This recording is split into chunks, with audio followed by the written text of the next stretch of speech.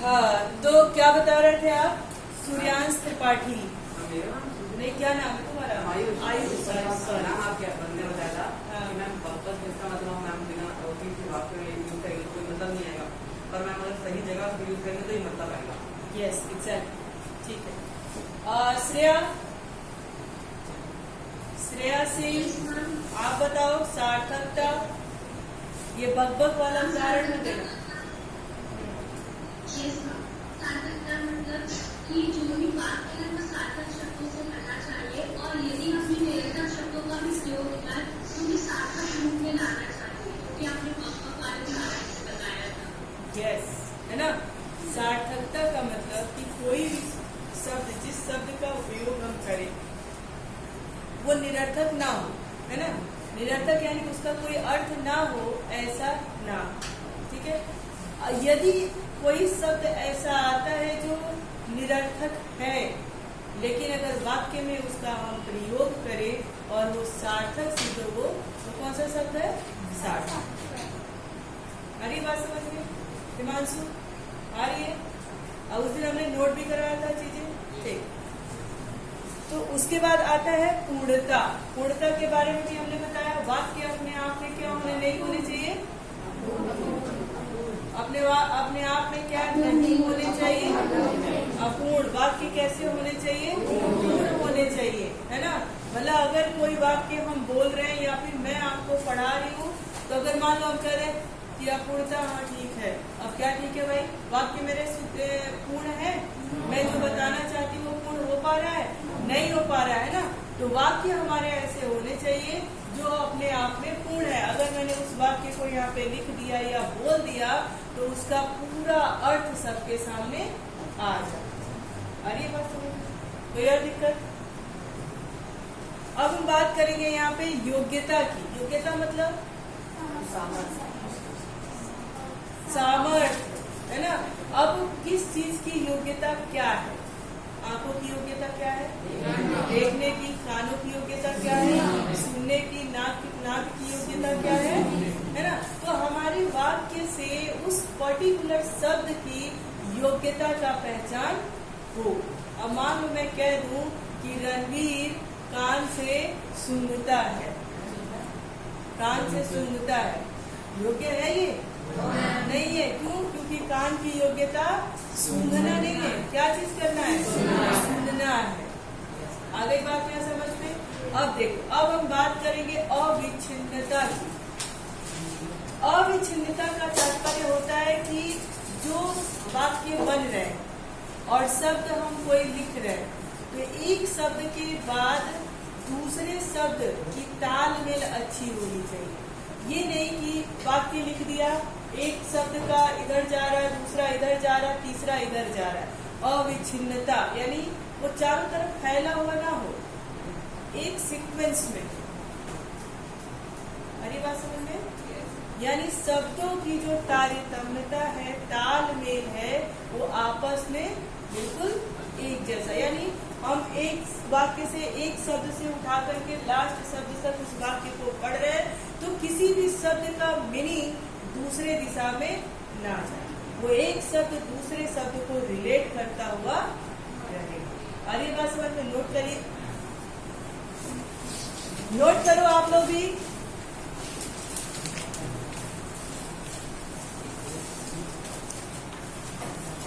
अविच्छिन्नता, किसी वाक्य को बोलते या लिखते समय, नोट करिए, किसी वाक्य को बोलते या लिखते समय पदों में अविच्छिन्नता या निकटता होना जरूरी है। किसी वाक्य को बोलते या लिखते समय पदों में अविच्छिन्नता या निकटता होनी जरूरी है।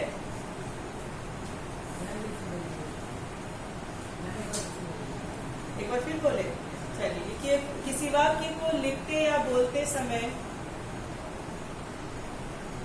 किसी वाक्य को लिखते या बोलते समय पदों में अविच्छिन्नता या निकटता का होना जरूरी। और प्रियांशुराज क्या हाल चाल है तुम्हारे? ठीक हो? बोल रहा है चल। या निकटता होना जरूरी है। ठीक है, जैसे सोहन सेब खाता है,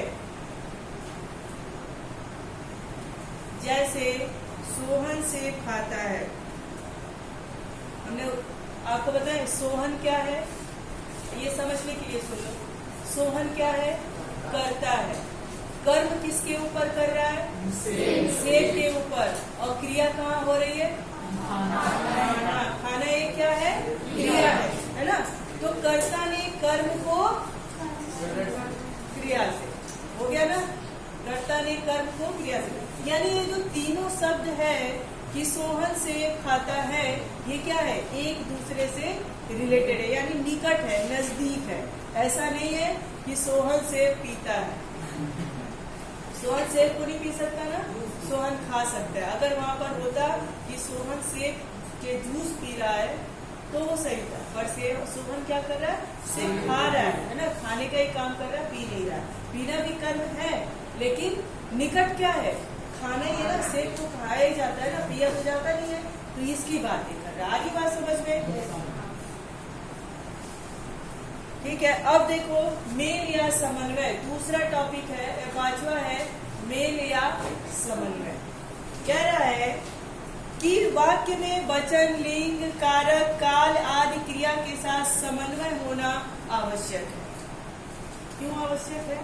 क्योंकि भाई अगर मान लो कि हम बात कर रहे हैं प्रेजेंट की, है ना, पर लिख दिया पास्ट का, वर्तमान काल की बात कर रहे हैं, लिख दिया भूतकाल में या भविष्य काल में। ऐसा नहीं होना चाहिए। अगर हम सेब खा रहे हैं तो बात कहाँ की है? प्रेजेंट टाइम की हो रही है ना?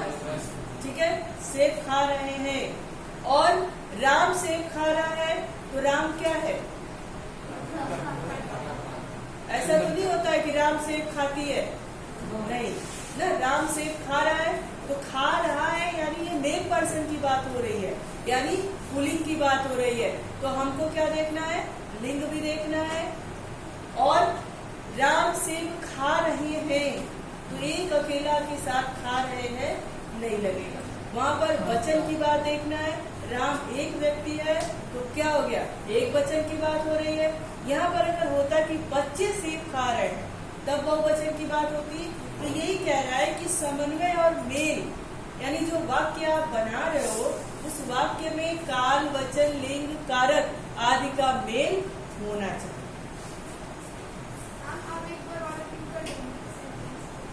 समन्वय और मेल, समन्वय और मेल का मतलब है कि अगर कोई वाक्य हम बना रहे हैं, ठीक है, तो आपस में उसमें समन्वय होना चाहिए, मेल होना चाहिए। ये नहीं कि राम सेब खाता है।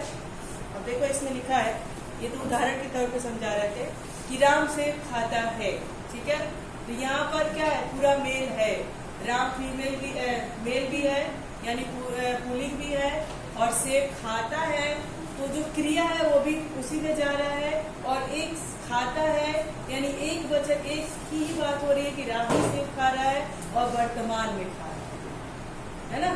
तो ये सब सीक्वेंस में। अब अगर यहाँ पे हम बात करते कि राम सेब खाती है, तो लिंग के आधार पर खाती है, सही है? नहीं है। तो वाक्य में क्या है? समन्वय नहीं है, तालमेल नहीं है, आपस में कोई सामंजस्य नहीं है। लोग कहते हैं ना इस वाक्य का इस वाक्य से कोई मेल ही नहीं है, वही बात यहाँ पे कर रहा है। इस शब्द का इस शब्द से कोई मेल ही नहीं है, यही बात यहाँ पर कर रहा है। आ रही बात समझ में? राम एक वचन है, ये राम की ही बात कर रहे हैं, तो खा रहे हैं कभी प्रयोग नहीं करेंगे, क्या करेंगे? खा रहा है। अगर खा रहे हैं क्या प्रयोग करना होगा तो राम की जगह पर क्या होगा? बच्चे हो जाएगा या फिर वे सब हो जाएगा, है ना। तो ये सब ध्यान रखना है कि वाक्य के जो बन रहा है उसमें आपस में तालमेल है कि नहीं है, समन्वय है कि नहीं है। ऐसा तो नहीं कि बात मेल की कर रहा हो और क्रिया फीमेल से हो रही हो, ऐसा तो नहीं है। बात एक आदमी की है पर हम खिला सबको रहे हैं, ऐसी तो बात नहीं है ना। बात हम वर्तमान की कर रहे हैं, लिखा भूतकाल तो नहीं है, भविष्य काल तो नहीं है। ये सारा चीज आपको उस वाक्य में देखना होगा। नोट करिए, वाक्य में वचन, लिंग, कारक, काल आदि का क्रिया के साथ समन्वय होना आवश्यक है। तो वाक्य में वचन, वाक्य में वचन, आप लोग भी नोट कर रहे हैं कि नहीं? ऑनलाइन वाले बच्चे, हाँ देखिए, वाक्य में वचन, लिंग, कारक, काल आदि का क्रिया के साथ, आदि का क्रिया के साथ समन्वय होना आवश्यक है। समन्वय की कमी से, है ना, समन्वय की कमी से वाक्य निरर्थक अथवा भ्रमपूर्ण हो सकता है।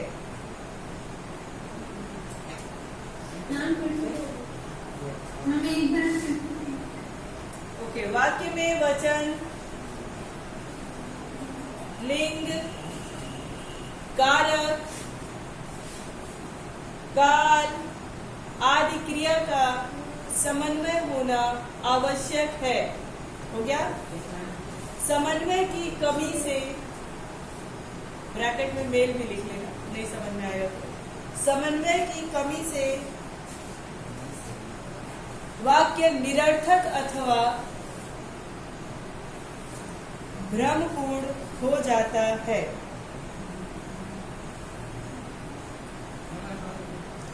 निरर्थक अथवा भ्रमपूर्ण हो जाता है।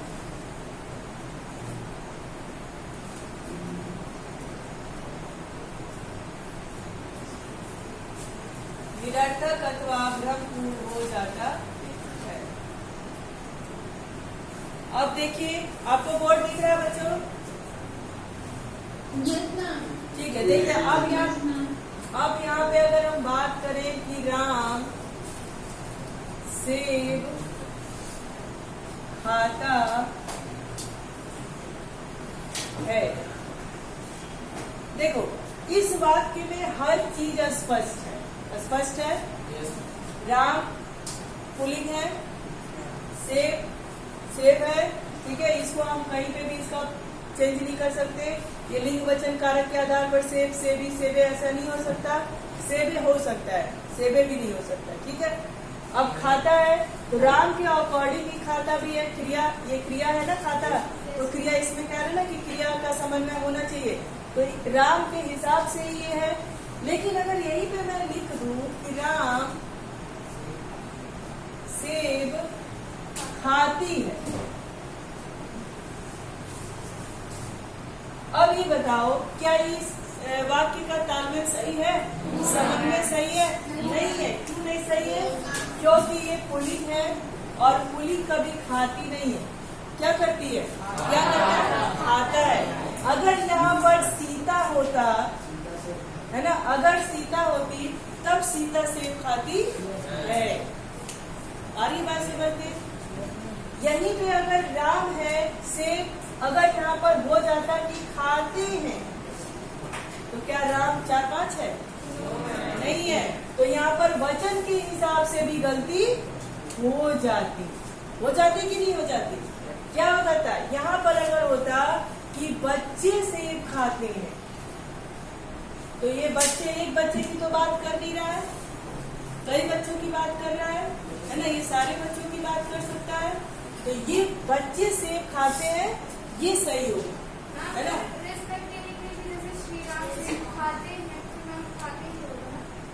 श्री राम सेब खाते हैं, वो तो रिस्पेक्ट की बात हो गई ना, वो है। लेकिन यहाँ पे श्री राम नहीं लगेगा ना, एक बच्चे की बात है तो भगवान की बात हो गई, है ना, रिस्पेक्ट की बात हो गई। लेकिन अगर यहाँ पर राम है तो ये सेब नहीं खाता है, ये राम सेब खाता है। राम किसी बच्चे का नाम है ना, और वो सेब खाएगा ही, खाता ही है ना। लेकिन राम सेब खाती है नहीं हो सकता है, ठीक है।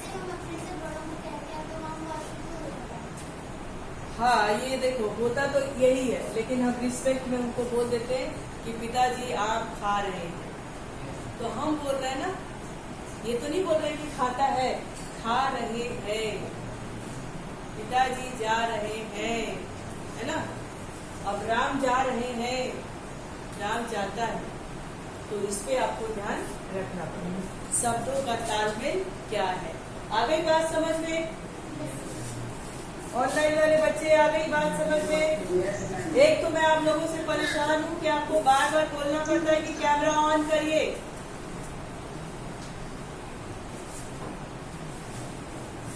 ये हो गया। ये पांचों क्या है, इसके आवश्यक तत्व क्या है, मुझे लग रहा है कि ये सबको समझ में आ गया है। आ गया है? समझ में आ गया आप लोगों को? नोट भी आपने कर लिया है। अब चलिए हम बात करते हैं वाक्य संरचना की। ये तो वाक्य अर्थ के आधार पर कैसे कैसे है, इसके आवश्यक तत्व क्या है, इसको हमको किस हिसाब से जज करना पड़ता है, ये बातें हो गई। यानी वाक्य अर्थ व पूर्ण वाक्य को समझने के लिए एक स्ट्रक्चर खाका तैयार हो गया है। किस बात का ध्यान रखना है ये हमें पता चल गया है, ठीक है। अब हम बात करेंगे वाक्य संरचना। तो देखिए, व्याकरणिक दृष्टि से वाक्य भाषा की महत्वपूर्ण इकाई है। भाई अगर हमारे पास मन में भाव है पर वाक्य नहीं है, शब्द नहीं है, तो हम क्या अपनी भावनाओं को आप तक प्रकट कर पाएंगे? नहीं कर पाएंगे, नहीं कर पाएंगे ना। तो क्या है वाक्य? क्या है? व्याकरणिक दृष्टि से भाषा की एक महत्वपूर्ण इकाई है। मनुष्य अपनी भावनाओं और विचारों और अभिव्यक्ति वाक्यों के द्वारा ही करता है। अच्छा, अभिव्यक्ति मतलब क्या होता है?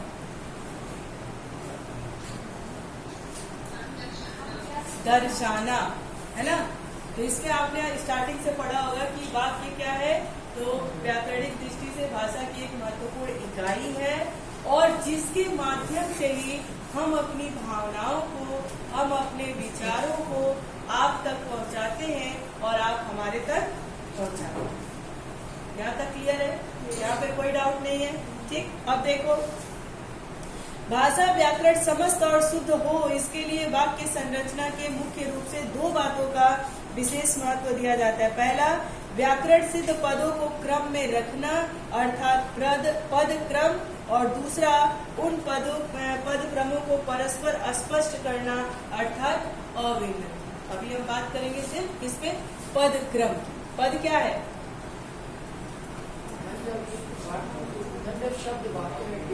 वाक्यांश। पद क्या है ना। तो हम उसको क्या करेंगे? ये अब पद क्रम की बात करेंगे। अब देखिए पद क्रम में क्या है। अच्छा, आप वाक्य संरचना हेडिंग डाल के लिख लो जरा। आप लोग भी लिखिए वाक्य संरचना।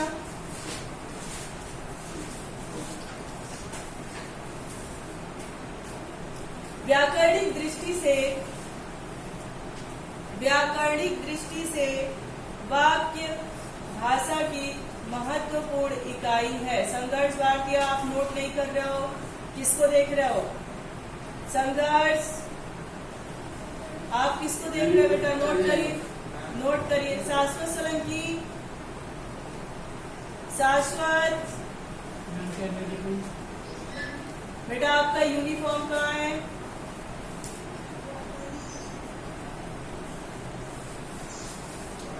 मतलब आप वाइस हेड बॉय हो और रूल रेगुलेशन फॉलो नहीं करोगे तो आपके नीचे वाले लोग कैसे करेंगे? चलिए लिखिए, व्याकरणिक दृष्टि से वाक्य भाषा क्या एक महत्वपूर्ण इकाई है। हो गया। मनुष्य अपनी भावनाओं और विचारों की अभिव्यक्ति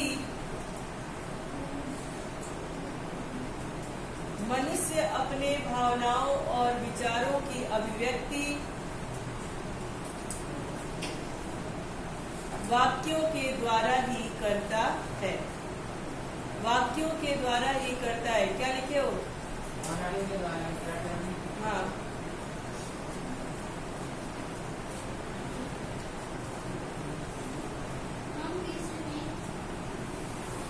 व्याकरणिक दृष्टि से वाक्य तथा व्याकरणिक दृष्टि से वाक्य भाषा की महत्वपूर्ण इकाई है। आगे लिखिए, मनुष्य अपनी भावनाओं और विचारों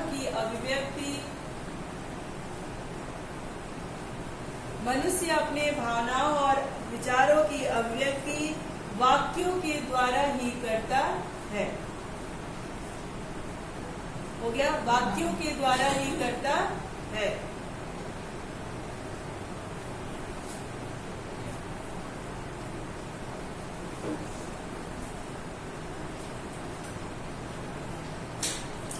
भाषा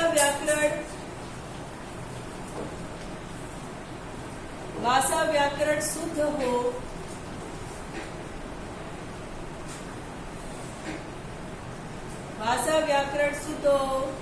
इसलिए वाक्य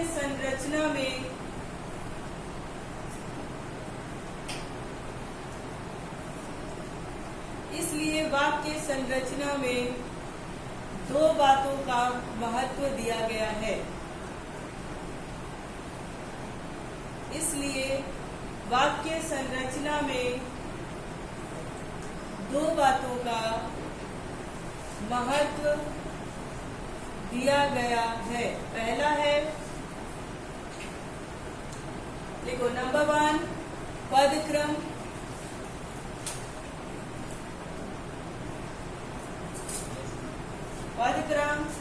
दूसरा है अन्वति। क्या?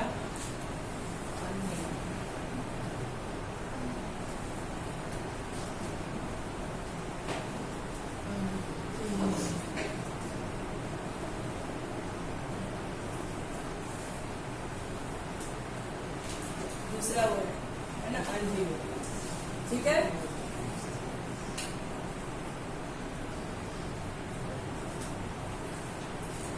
ओके। अब हम बात करेंगे पहले की, पदक्रम की बात करेंगे।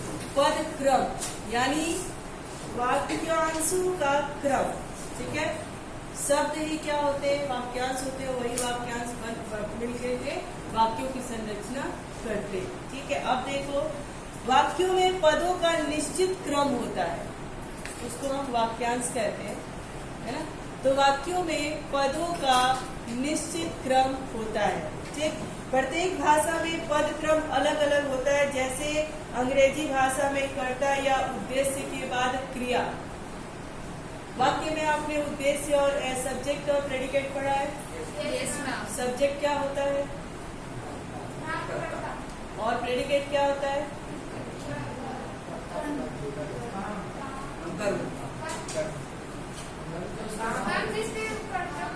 जिस पे हम काम कर रहे हैं, है ना।